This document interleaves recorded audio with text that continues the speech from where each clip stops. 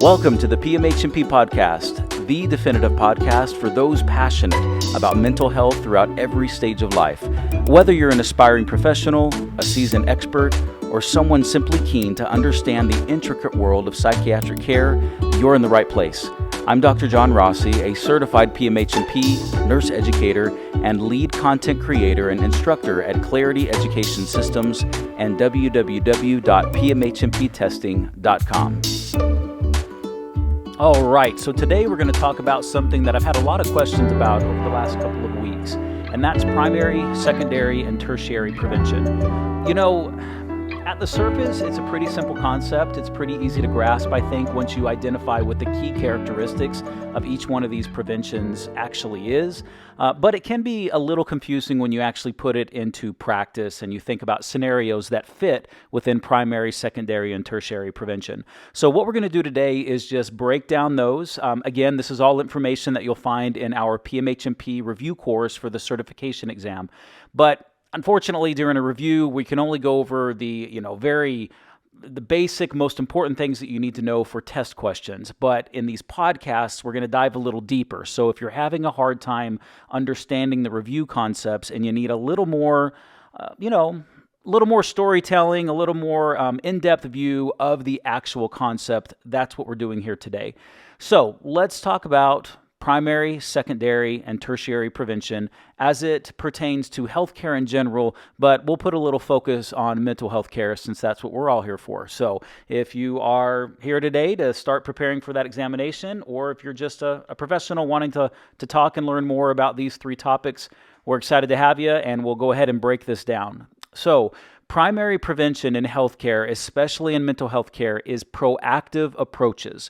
This is that proactive approach to focus on preventing, and that P word is the most important word for primary. Primary prevention, primary preventing. So we're really looking to approach this before the onset of diseases. So primary prevention prevents the onset of disease or disorder before they occur. Now, this strategy aims to reduce the risk factors or determinants that contribute to mental health disorders. So that's the importance of primary prevention. So let's take a look at some of the key concepts related to primary prevention and mental health. So number one is risk reduction, identifying and mitigating factors that increase the likelihood of mental health issues.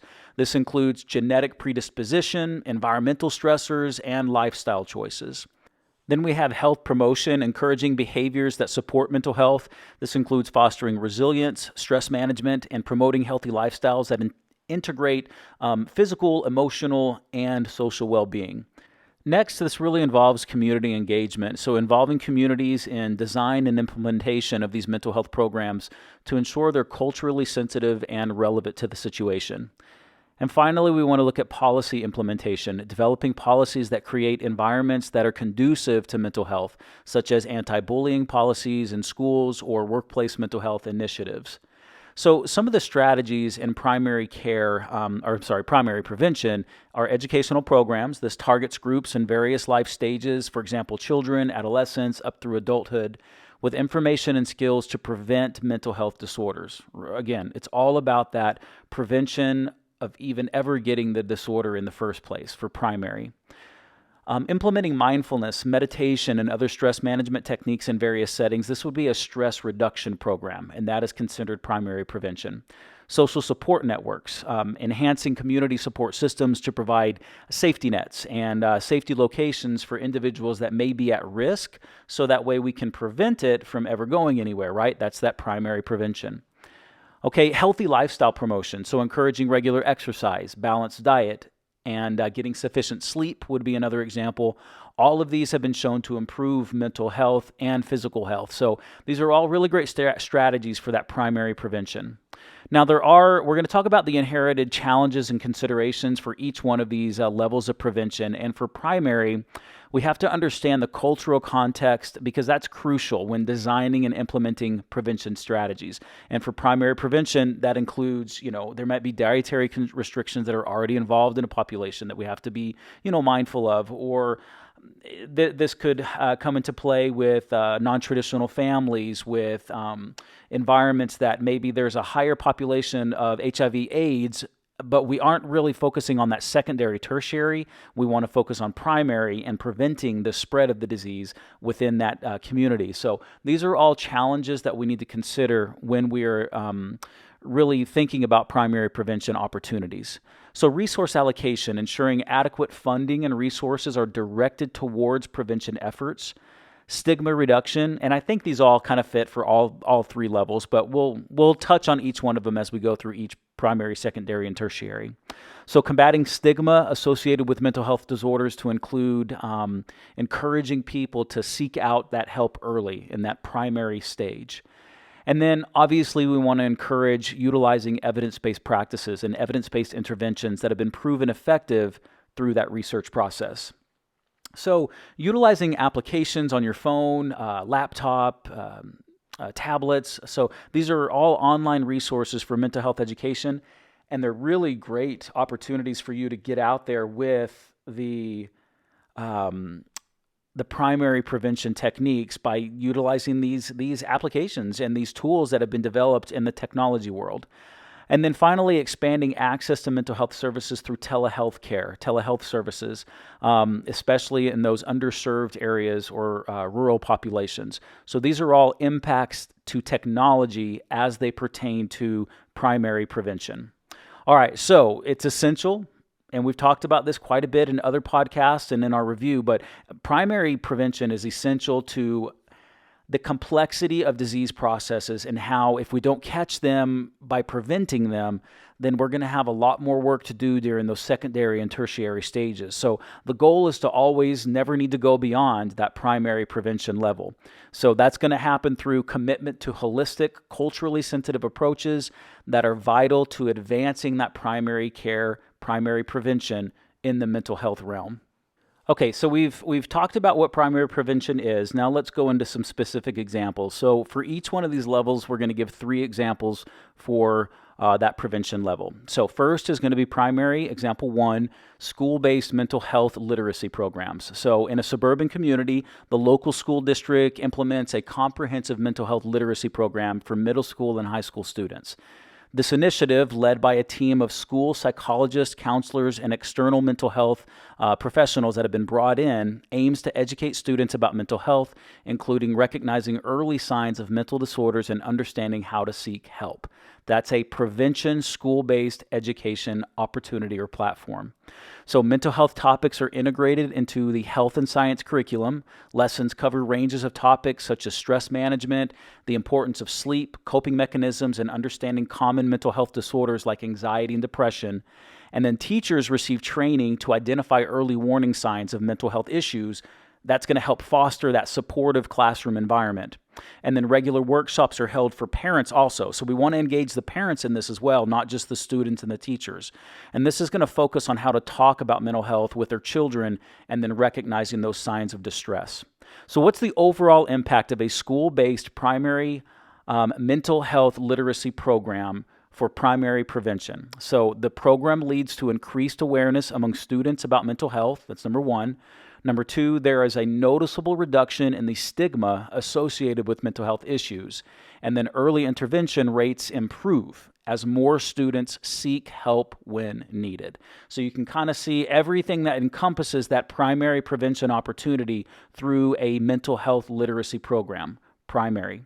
All right, example number 2, we're going to talk about community-based stress reduction workshops.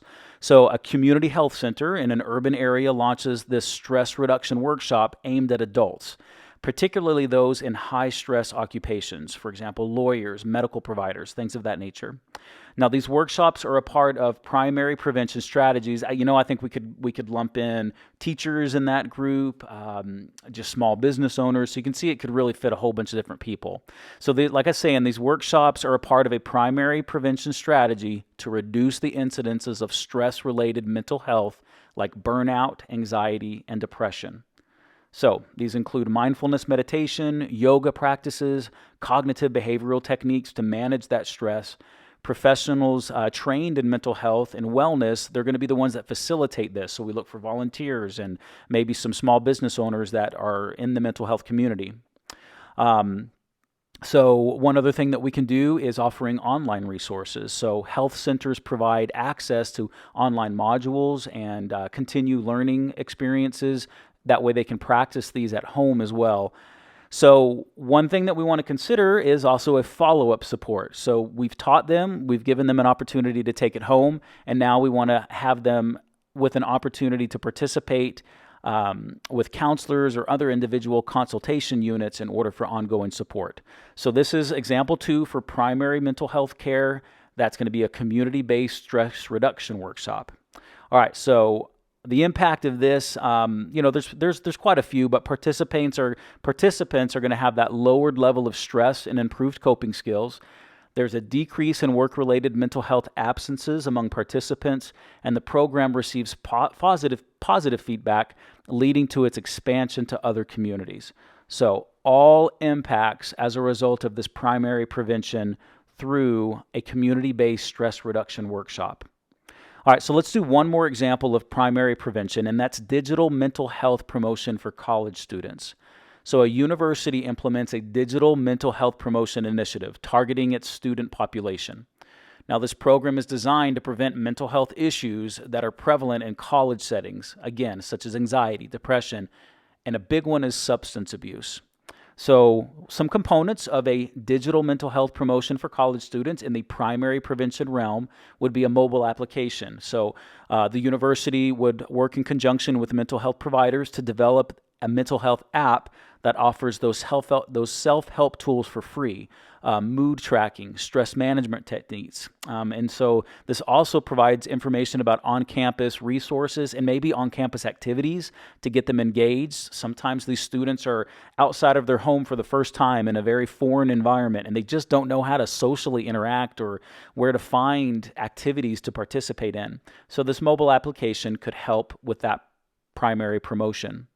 Then we've got online campaigns, so regular online campaigns that are conducted via social media and university websites, focusing on that mental health awareness and destigmatization. And then we can do peer support programs, so peer-led in order to establish a trained environment with volunteers that come in and are taught how to interact with some of the students on the campus regarding mental health in order to offer initial support and guidance for fellow students seeking mental health. So what's the impact here? What's the impact of this primary prevention in the way of digital mental health promotion? There's an increase in engagement with mental health resources on the campus. Students report feeling more empowered to manage their mental health. And then the university sees a decline in the severity of mental health cases presented at the campus health center. So that's going to help with access because they'll have more access. It's going to help overall with student production and their ability to maintain and seek after good grades. So there's a lot of positive aspects for primarily promoting this decrease in depression, anxiety, and substance use and abuse through a health promotion targeted at college students on campus. All right, so all really good examples to illustrate how primary prevention can be effective in implementing different strategies within different settings by addressing various target populations and employing diverse methods to prevent. That's the key word. If you're reading a question and it talks about preventing something from ever happening, that is going to be primary prevention. All right, I think we've got that one down. So let's go on to secondary prevention in healthcare, particularly in areas when detecting early disease processes in order to intervene and treat an existing disease and prevent its progression. That is the key to secondary prevention. We're going to look at early detection through screening and then starting a prompt, right then, intervention to prevent it from getting worse. That is secondary prevention. All right, so key principles of secondary prevention in mental health. This involves identifying mental health issues as soon as possible, typically through screening and assessment tools. Early detection aims to catch mental health problems at a stage where intervention is most effective. This is timely, right? This is all about timing. Once a mental health issue is identified, immediate and appropriate intervention is going to be crucial. This could include therapy, medication management, or a combination of treatments. Now, monitoring and follow-up is going to be a huge part of secondary prevention. Continuous monitoring of individuals at risk for those that have shown early signs, follow up to ensure that the intervention is effective, and then to make adjustments treating that individual and those plans that have been put into place. This is where I think students sometimes get confused because they think, oh, we've moved on to tertiary at that point. No. If we are still dealing with the initial identification, quick response to intervention, and then follow up to that response in order to tweak it a little bit so that way we know it's still effective or to change course, that is all still considered secondary prevention. We have not moved into the tertiary level at that point. All right, minimizing and monitoring the impact. So the goal of secondary prevention is to minimize the impact of the disease. That way they're able to continue functioning and have a higher quality of life. Little different than tertiary. This, again, is totally associated with that minimization of quickly identifying the disease or the disorder and then working fast to prevent it from getting worse. So this involves not only treating the symptoms, but also addressing the psychosocial aspects of the disorder.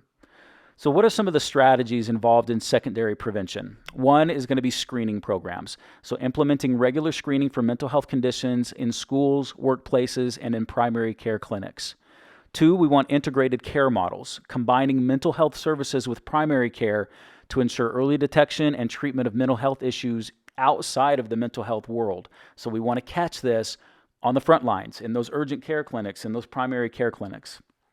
Targeted intervention for at-risk populations is going to be our third strategy here. So providing specialized programs for groups known to be at a higher risk for certain mental health disorders. So like trauma survivors, individuals with family history of mental health diseases.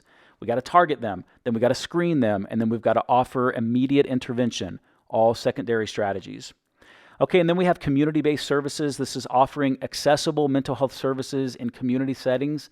That way they receive that prompt care. So they've identified it in that primary stage that we talked about earlier, and now we're going to offer that same level of secondary prevention at the community level to get out those prompt care resources so that we can address it immediately to prevent it from getting worse. Now, some of the challenges and considerations with secondary. So stigma and accessibility, again, that's going to be a huge issue. So we got to overcome that stigma, and then we've got to make sure that we are providing screening and treatment services to everyone within the community that you work for. Balancing the need for that comprehensive screening program with the available healthcare resources. So that's a tricky area, but it just takes constant communication and working on an interdisciplinary approach to figure out what can be provided at that community level to then give resources that will intervene immediately once something's been detected, once they have the disease or the disorder. All right, and then we also want to consider any of the screening tools and interventions as they relate to cultural practices. Obviously going to be a big one as we move forward in treatment. And then finally, evidence-based approaches, utilizing those interventions that are new and that have been tested with scientific evidence. Okay, now it's time for those secondary prevention examples. We got 3 of them coming up. So first, example number 1 is going to be post-trauma counseling programs for accident survivors. So in a major city's trauma center, a secondary prevention program is established for individuals who have experienced traumatic accidents. Recognizing that such experiences can lead to those mental health issues like PTSD, anxiety, or depression, this program is going to aim to provide early intervention. So immediate assessment is given. Mental health professionals conduct evaluation of accident survivors during their hospital stay to identify signs of trauma-related stress. Then it leads to counseling services, short-term counseling sessions offered to survivors focusing on coping strategies and emotional support. Can you see how this is going right in there, right? We have screened for it, and now we're giving immediate intervention in this secondary prevention level. And then referral system. These patients showing those signs of more severe psychological distress are then going to be referred to specialized mental health services for further treatment. Now, what's the impact of this type of secondary prevention? Early signs of trauma-related mental health, addressed promptly. Survivors feel supported. They feel less likely to develop long-term psychological problems because of early intervention. And then the program leads to better understanding of mental health needs of trauma survivors. So really great example of a secondary level prevention. Now, example number 2, this is going to be depression screening and intervention in primary care. So a primary care clinic integrates a depression screening and intervention program into its routine care. So this program is designed to identify and treat depression in its earliest stages. Again, they have the disease, and now we're going to treat in its earliest stages who might not otherwise seek mental health services. This is an opportunity in primary care to catch them. So some of the components of this would include patients are regularly screened for depression using standardized screening tools during general checkups. What are some of those tools? We talk about it in the review courses. PHQ-9s, let's lump in anxiety too. GAD-7, the Beck. There's just a few, but there's quite a few out there, and we're going to put those into primary care settings. And then we're going to use a collaborative care approach, so a team approach involving primary care providers, mental health specialists, care managers, all working together to create and implement treatment plans. Finally, ongoing monitoring. Patients diagnosed with depression are going to be closely monitored with regular follow-ups to adjust treatment plans as needed. And that includes both referral to psychotherapy as well as medical management, pharmacological management within the primary care setting. So what's the impact of a depression screening and intervention in primary care? Well, first, we're going to have increased early detection of depression leading to timely intervention. We're going to have patients exhibit improved outcomes due to early and coordinated care, and then the stigma surrounding mental health care decreases with the patient population. All right, let's move on to our third and final example of secondary prevention. This is going to be a substance abuse early intervention program at high schools. So we're going to recognize the rise in substance abuse among teenagers. Because of this, high school districts are launching an early intervention program. The program targets students who are at risk for substance abuse or have begun experimenting with drugs and alcohol. So in this case, we have a split prevention. We have offering a program to look at teens that may be at greater risk for this, and then we're going to offer primary prevention, and then we're also going to go that other branch, and we're going to look at those that have already begun experimenting with drugs and alcohol. So you can see how you can have two different things, two different prevention levels within the same program. But on this one, we're going to focus on that secondary prevention. So what are some of the components of this? Interactive workshops are conducted focusing on the risk of substance abuse and strategies for resistance. Confidentiality screenings. So students are offered confidential screenings for substance use and related mental health issues. And then we give them counseling and support. So those identified as at risk or beginning to engage in substance use are provided with counseling services, and then if they need to, referrals to specialized care. So what's the overall impact of this type of secondary prevention? Program helps in early identification, and students that are at risk of substance abuse are targeted immediately, so that way they can get immediate care. They receive the support and guidance before substance use escalates to more serious conditions and addiction, and then there is an increased awareness of understanding of substance abuse among the student body. All right, so those are all really great examples of a secondary level of prevention. Remember, secondary aims to utilize screeners and implement immediate interventions and treatment care plans in order to prevent it from progressing into something more serious later on down the road. All right, y'all, so finally, let's look at tertiary prevention in healthcare. Again, this is specific to mental health care, and this involves strategies and treatments that focus on managing established diseases or conditions to prevent further deterioration, complications, and then the big key here is improvement of quality of life. So for tertiary, we've gone beyond preventing it in primary. We've gone beyond screening for it and finding it at its earliest stages and then trying to intervene immediately. And we've now entered into the portion where the patient has had this disease, it's well established, and now we want to do things to help keep it from progressing and really give them an improved quality of life.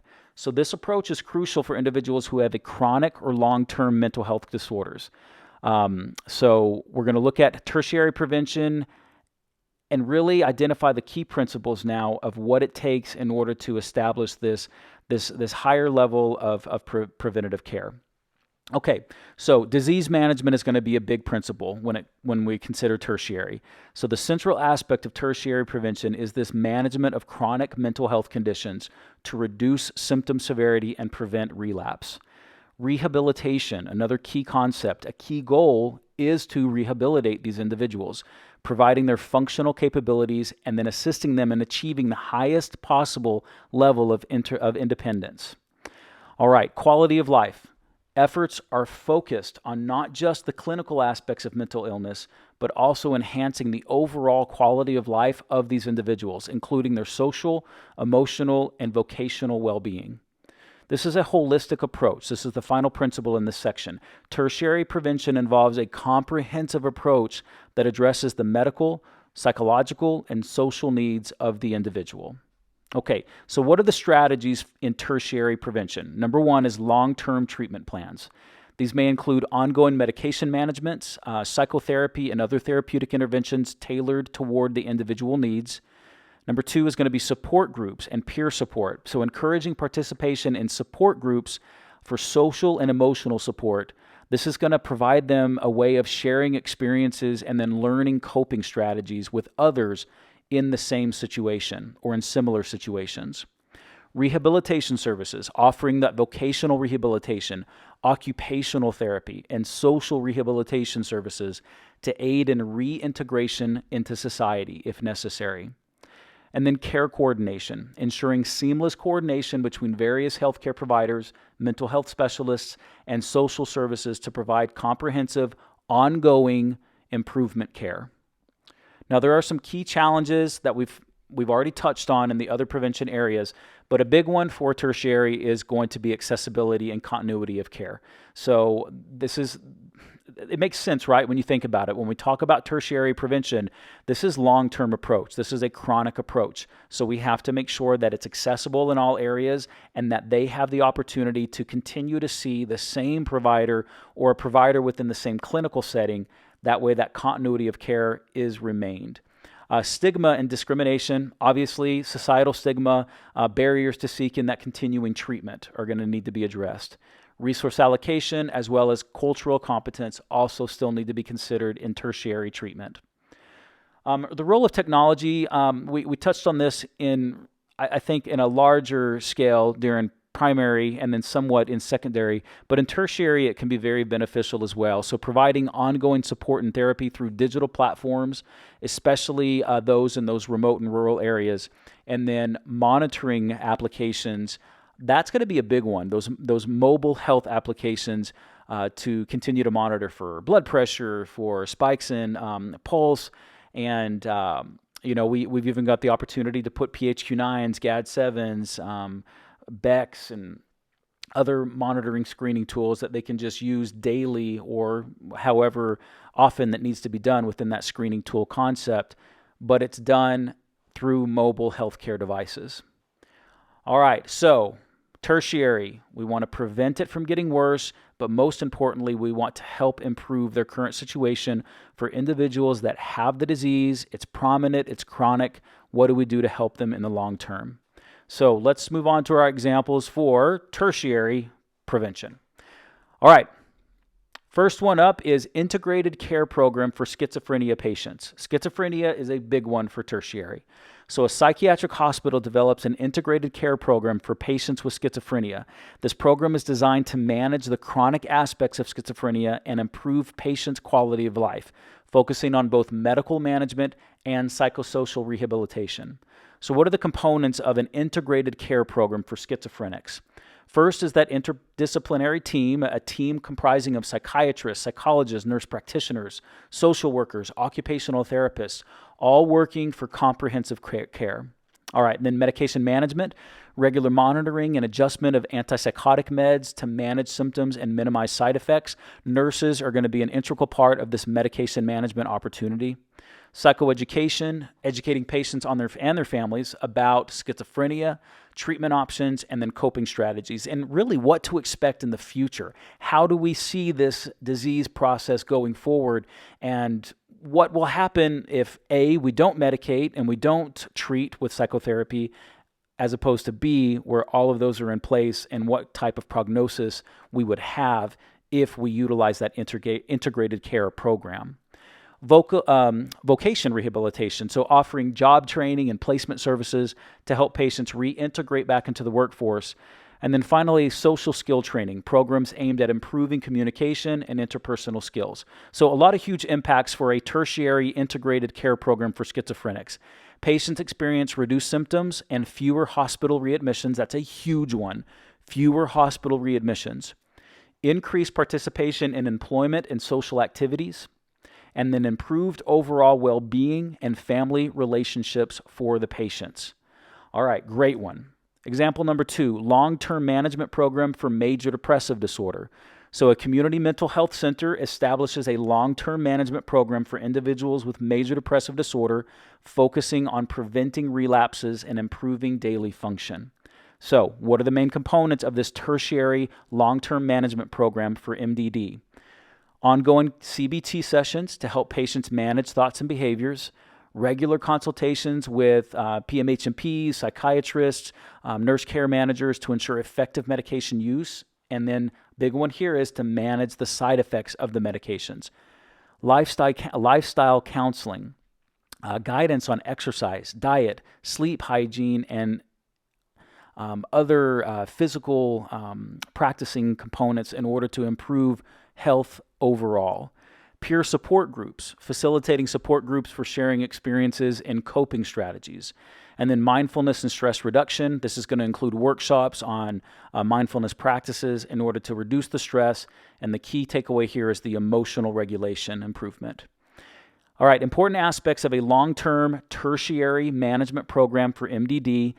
Patients report lower incidence and severity of depressive symptoms, enhanced ability to manage everyday life changes, and then improved social and occupational functioning.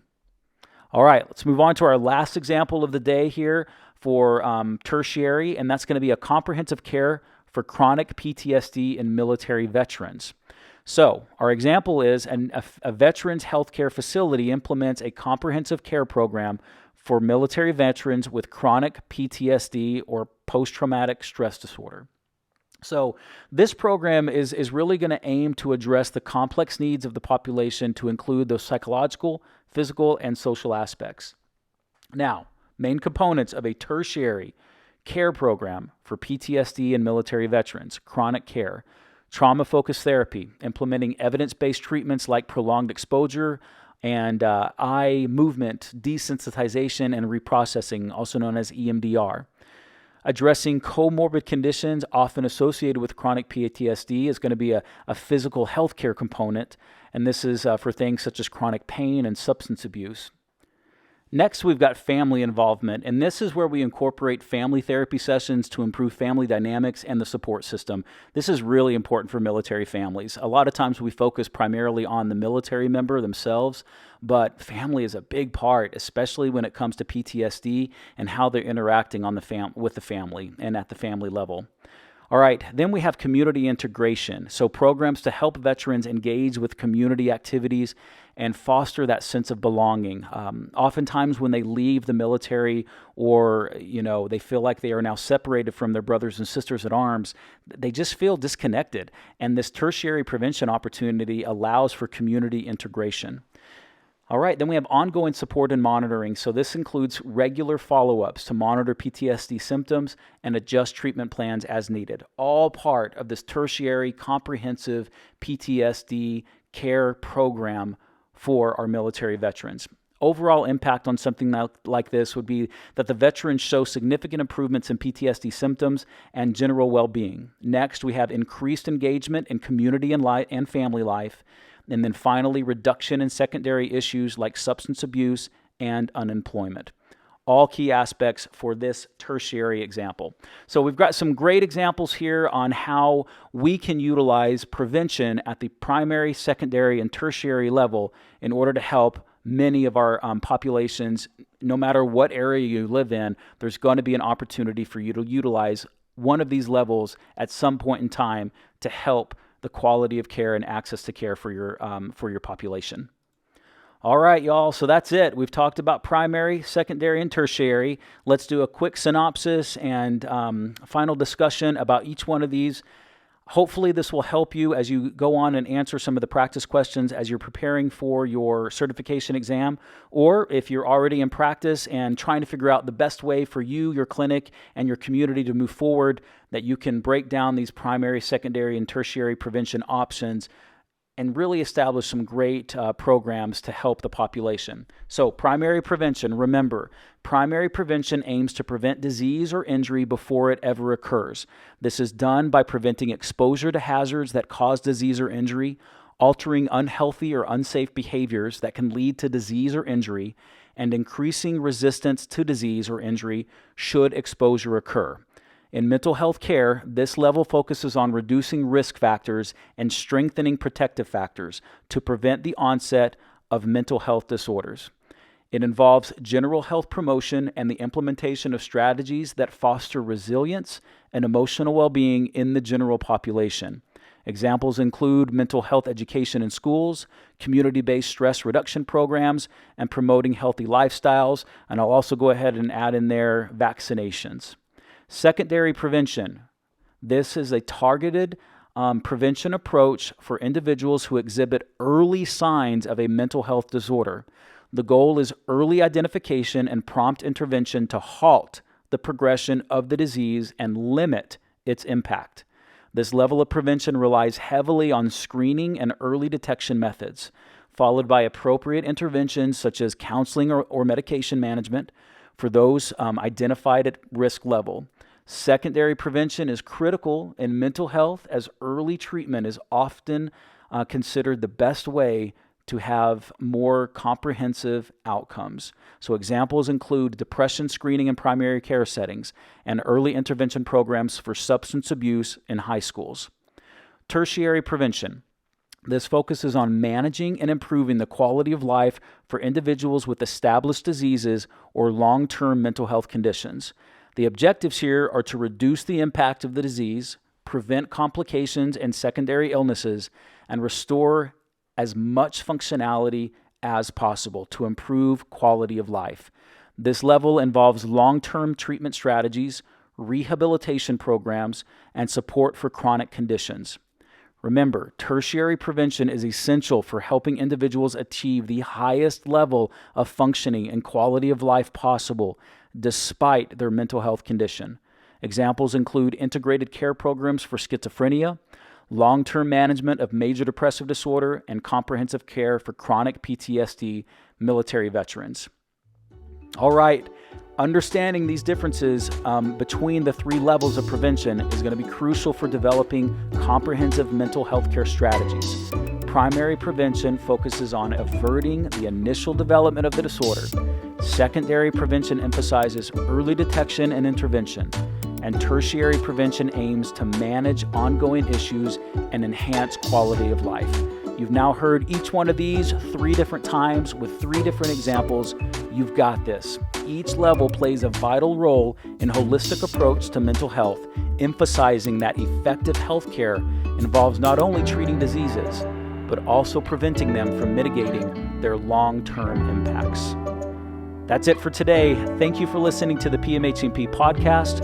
We are so excited to have you a part of our program. If you're not yet part of the PMHNP certification review for both on-demand and in-person opportunities, please visit us at www.pmhnptesting.com or give us a call at 903-244-8441. Thanks so much. We'll see you in the next podcast. Bye-bye.